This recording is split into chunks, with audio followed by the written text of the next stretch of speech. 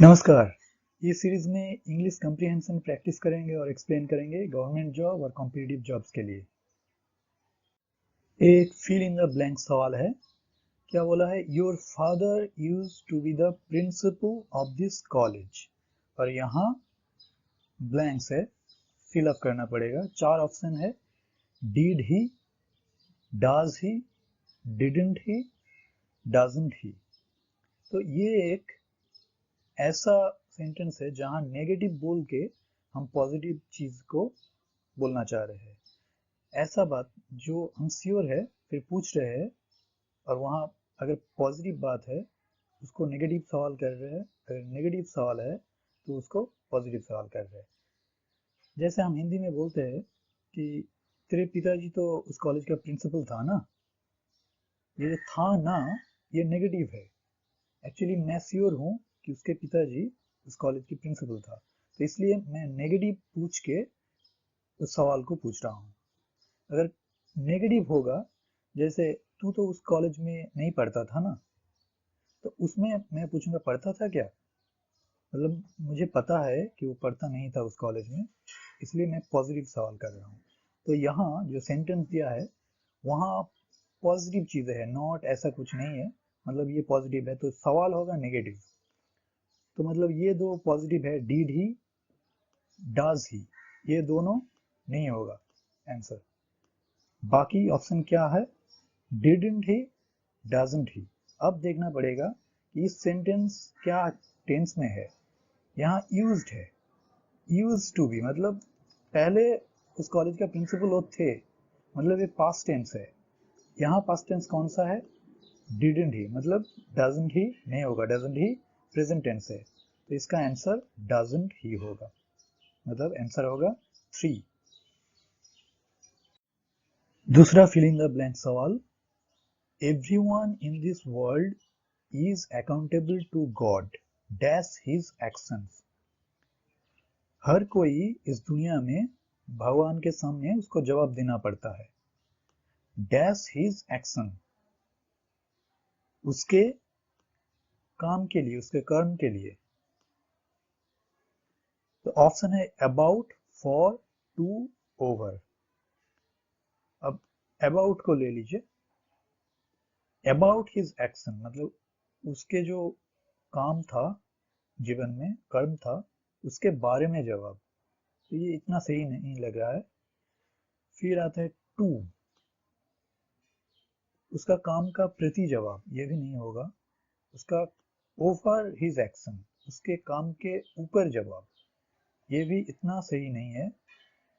For his action, उसके काम के लिए जवाब, ये मोस्ट अप्रोप्रिएट लग रहा है यहाँ। तो ये आंसर होगा फॉर हिज एक्शंस। अब पूरा पढ़ लेते। Everyone in this world is accountable to God for his actions. ये डैश में एक एक वर्ड देख के आप अगर पूरा सेंटेंस पढ़ लीजिएगा तब थोड़ा क्लियर हो जाएगा। तीसरा फिल इन द ब्लैंक सवाल। As he got older his belief in this principles did not dash. मतलब जैसे जैसे उनके एज होता गया, जैसे जैसे वो उसका उम्र बढ़ता गया, उसका बिलीफ, उसका जो विश्वास था उस प्रतिष्ठा पे, उस प्रिंसिपल्स के ऊपर, वो डिड नॉट डैश। ये साफ साफ दिख रहा है कि इसका मतलब ऐसा कुछ होगा कि जैसे जैसे उनका उम्र बढ़ा, उनका जो प्रिंसिपल के ऊपर जो विश्वास था वो घटा नहीं, वो सही सलामत रहा। तो यहाँ तो आपको ये 4 जो ऑप्शंस है इसका मीनिंग जानना पड़ेगा। सेक इजीएस्ट ऑप्शन है। सेक मतलब जैसे हिलता है कुछ चीज तो उसको सेक बोलते हैं। विदर, विदर का मतलब होता है कि धीरे धीरे डिसअपियर हो जाना, मतलब धीरे धीरे खत्म हो जाना। ठीक है। वेवर का मतलब होता है कोई भी चीज के ऊपर डाउट करना, संदेह करना। ठीक है। या फिर अपना जो फोकस है, डिटर्मिनेशन है, वो खो देना। और डिजायर का मतलब होता है कोई भी जो डिसीजन है उसको नहीं ले पाना, मतलब ये होगा कि वो होगा, ये डिसीजन कोई आदमी नहीं ले पा रहा है, तो इसमें से सबसे जो दो प्रोबेबल ऑप्शन है, सेक एक ऑप्शन हो सकता है, मतलब हिल गया पर ऐसा हिला नहीं, उनका जो प्रिंसिपल के ऊपर विश्वास था, और दूसरा है विदर, मतलब वो खत्म हो गया ऐसा कुछ, तो वो उसका जो बिलीफ था वो खत्म नहीं हुआ एक्चुअली, तो विदर यहाँ सबसे बेहतर ऑप्शन होगा, तो इसका आंसर होगा विदर। मतलब as he got older his belief in this principles did not wither. अगर विदर का मीनिंग पता नहीं होगा, ज्यादातर स्टूडेंट इसका ऑप्शन सेक कर देगा, पर यहाँ ऑप्शन सेक नहीं है। सेक उस जगह यूज होता है जहाँ कोई चीज को हिला रहा होगा, मतलब कोल्ड ड्रिंक्स का बोतल हम सेक करते हैं, ऐसा कुछ जो हिल जाता है, पर एक्चुअली जब कुछ चीज नहीं है, जो बिलीफ है, ऐसा कुछ अनमेटेरियलिस्टिक चीजें है, उसके लिए विदर होगा। अगला fill in the blanks all the court dash cognizance of the criminals words. मतलब जो कोर्ट था, जो हाई कोर्ट या फिर सुप्रीम कोर्ट था, उन्होंने कुछ किया cognizance of the criminals words, मतलब जो क्रिमिनल थे उन्होंने जो बात बोला उसके बारे में सुना या फिर उसको ध्यान दिया, उसको नोटिस किया, कंसीडर किया, ऐसा कुछ। तो यहाँ ऑप्शन देख लेते हैं। अलाउड, उसका कॉग्निजेंस को अलाउ किया, ऐसा कुछ नहीं है।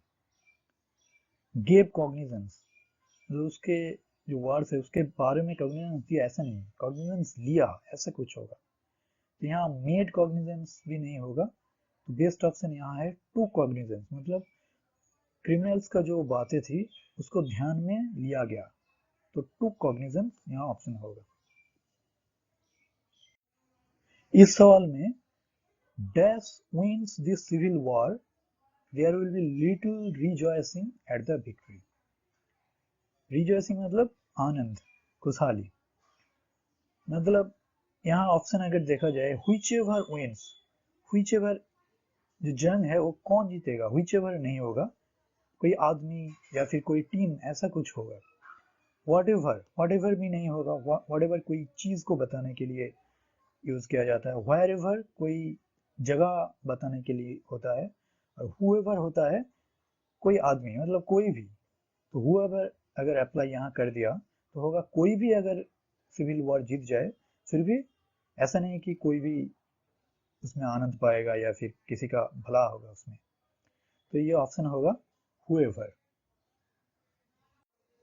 अगला 5 सवाल होगा एंटोनिम्स या फिर ऑपोजिट मीनिंग के ऊपर।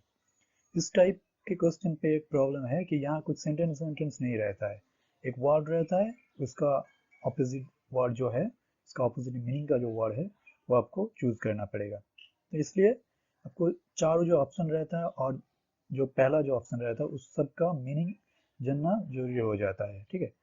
तो यहाँ जेटिसन है, जेटिसन का मीनिंग क्या है? जेटिसन का मतलब होता है to get rid of something जो कि अनवांटेड है, मतलब कुछ चीज है जो हमें जरूरत नहीं होता है वो हम फेंक देते हैं, तो ऐसा कुछ होता है जेटिसन का मतलब, ठीक है। तो इसका ऑपोजिट क्या हो सकता है वो देख लेंगे। एक्सेप्ट एक हो सकता है, एक्सेप्ट का मतलब अपना लेना।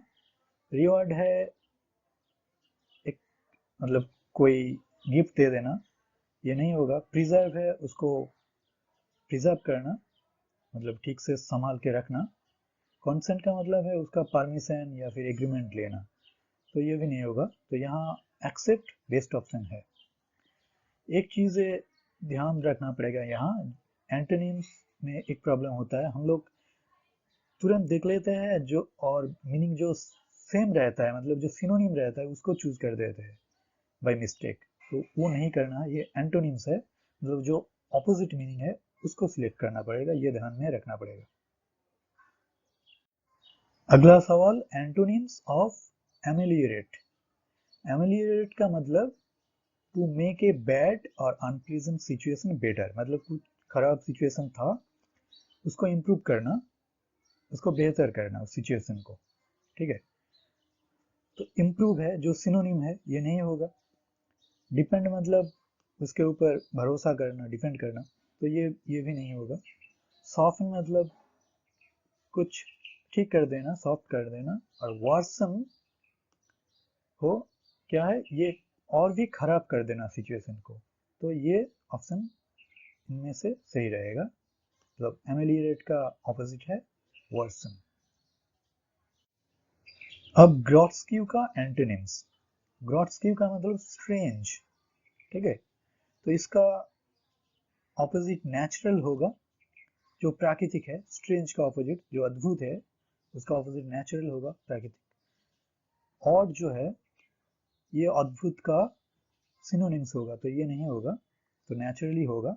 यहाँ देख लेते हैं बाकी वर्ड्स का मीनिंग। whimsical, whimsical मतलब अद्भुत, और इन अ वे जो मजेदार है, ऐसा अद्भुत, ठीक है। सिंफुल का मतलब कुछ पाप करना, पापियों का काम, ऐसा कुछ, ठीक है।